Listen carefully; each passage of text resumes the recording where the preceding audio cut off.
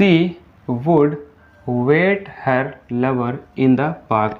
वो अपने प्रेमी का इंतज़ार पार्क में किया करती थी। वो उसकी आदत थी, ठीक है, कि वो रोज़ ये काम को करती थी। पास्ट हैबिट को बता रहा है ये वुड। यही चीज़ यहाँ पे लिखा हुआ था कि वुड का भी इस्तेमाल हम कर सकते हैं पास्ट हैबिट को बताने के लिए। Hello friends, welcome back to our YouTube channel English with Laddu भाई। तो आज के इस वीडियो में हम पास्ट इंडेफिनिट का एडवांस यूज देखने वाले हैं, जिसमें 4-5 रूल हम देखेंगे, ठीक है। तो पहला रूल क्या कहता है? We use past indefinite for an action which completed at some certain time in the past time। मतलब ये हुआ कि हम पास्ट इंडेफिनिट का यूज किसी भी एक्शन को दिखाने के लिए करते हैं, किसी भी एक्शन को बताने के लिए करते हैं जो पास्ट टाइम में किसी निश्चित समय में हुआ है, ठीक है। निश्चित समय मतलब पॉइंट ऑफ टाइम में हुआ है, ठीक है। एग्जाम्पल देखिए, an accident took place yesterday. Yesterday क्या है? पास्ट टाइम का पॉइंट ऑफ टाइम है, मतलब सर्टेन टाइम है, ठीक है। तो an accident took place yesterday, कल एक एक्सीडेंट हो गया, ठीक है।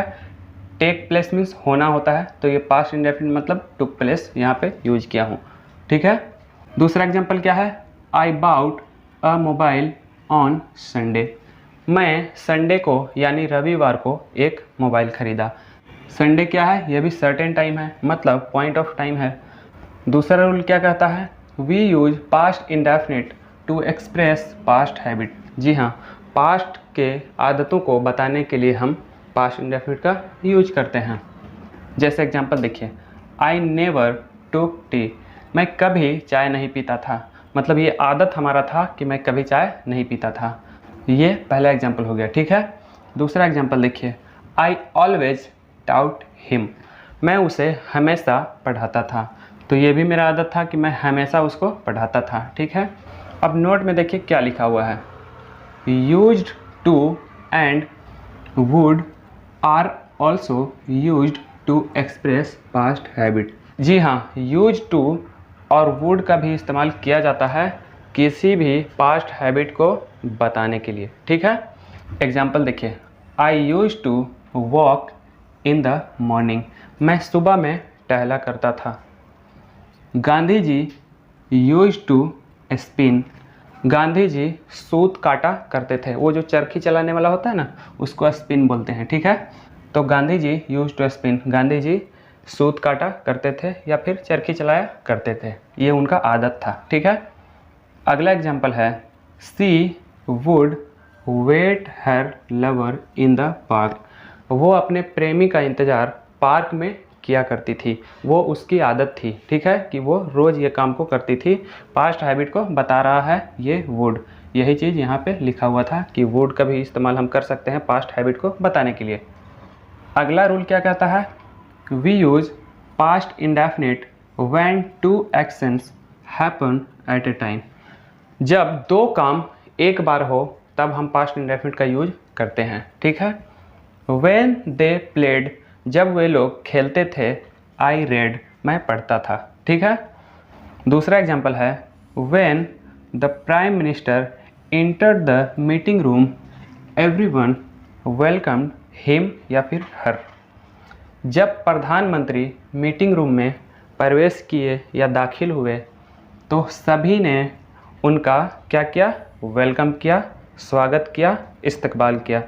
अब देखिए यहाँ पे मैं हर भी लिखा हूँ क्योंकि प्रधानमंत्री कोई लेडी भी हो सकती है, इसलिए मैं यहाँ पे हर लिखा हूँ।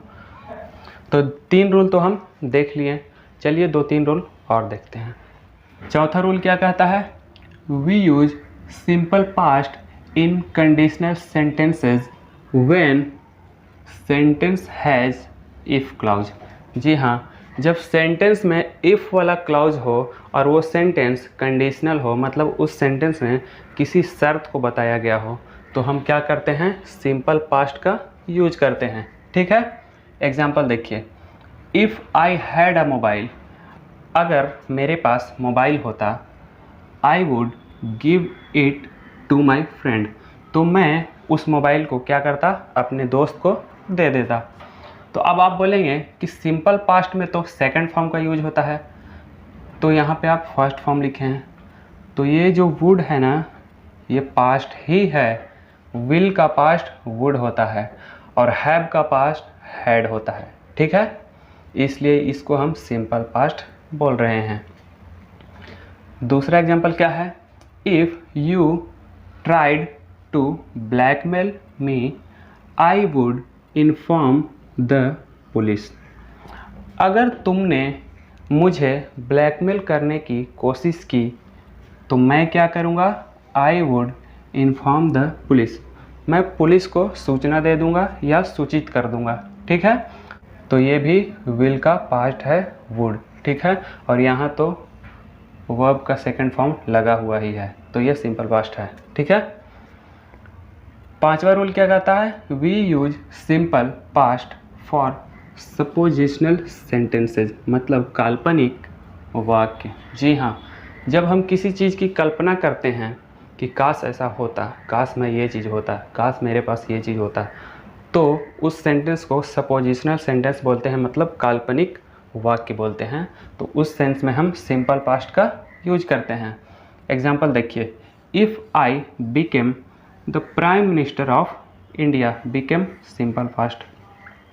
अगर मैं भारत का प्रधानमंत्री बन गया तो मैं क्या करूँगा, I would solve the problem of unemployment, मैं बेरोजगारी के समस्याओं को दूर कर दूंगा, हल कर दूंगा, ठीक है। दूसरा एग्जांपल है, I wish I were a king, काश मैं राजा होता।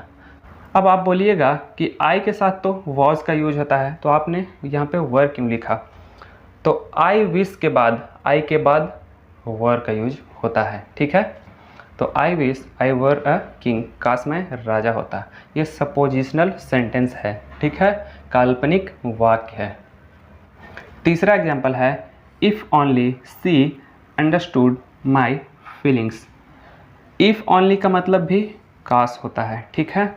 If only she understood my feelings, काश वो मेरे एहसासों को समझ पाती, मेरे जज्बातों को समझ पाती, मेरे भावनाओं को समझ पाती, ठीक है। इसका हिंदी ये हुआ।